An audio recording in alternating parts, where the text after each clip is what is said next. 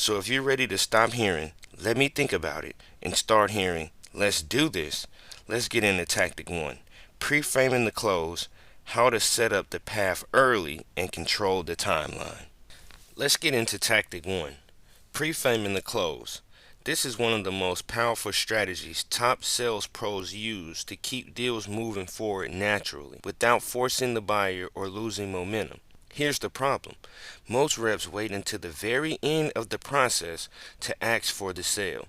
They treat the close like a big moment, something that happens at the finish line. And what happens? The buyer stalls. They are caught off guard. They say, let me think about it, because they weren't mentally prepared to make a decision. But here's the reality. Closing doesn't start at the end. It starts at the beginning.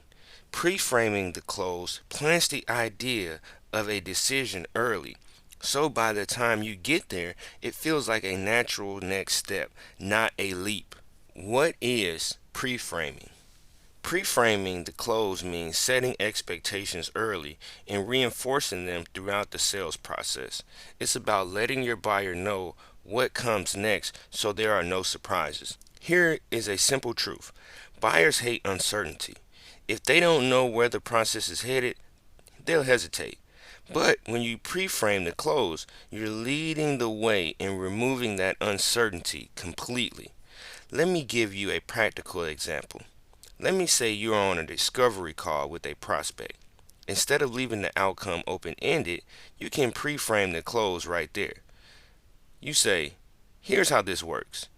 If we both feel like there is a good fit after today's call, the next step will be to schedule a time to get everything set up so we can hit your goals quickly. Sounds good? What does that do? 1. It sets the expectation that a decision will happen if there's alignment. 2. It shifts the buyer's mindset from will we move forward to what's the next step.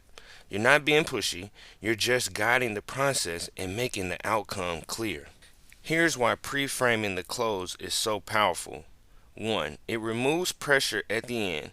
Instead of springing the close on your buyer, you've prepared them for it from the start.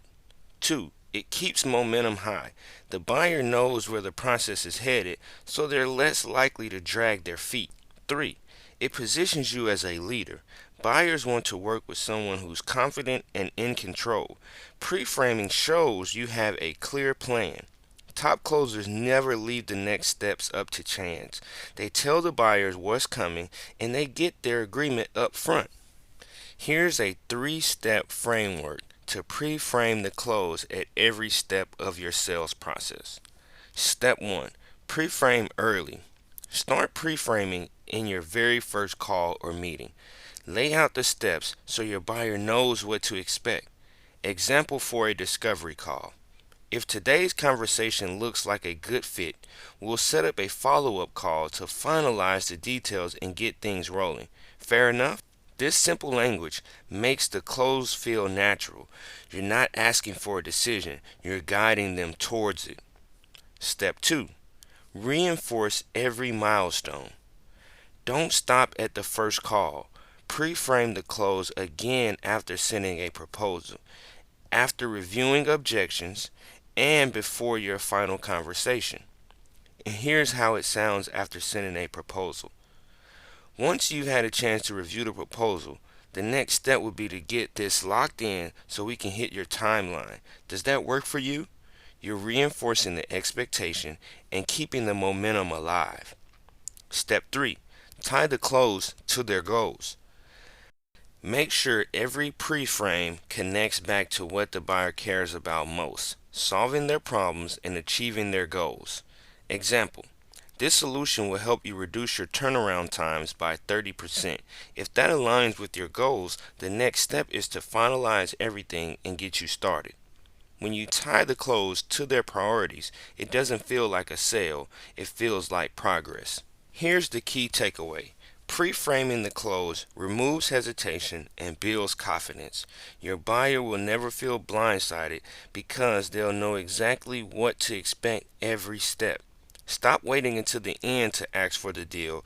Start guiding your buyer to a decision from the very first conversation. If you do this right, the close won't feel like a hurdle. it will feel like the natural, obvious next step. Here's my challenge to you. On the next 3 calls, pre-frame the close early. Tell your buyer exactly what the next steps are and get their agreement up front. Then reinforce it at every major milestone. Track what happens. You'll see less hesitation, more momentum, and faster closes. Alright, let's move on to tactic 2, where I'll show you how to use mutual action plans to keep your deals on track and eliminate ghosting for good.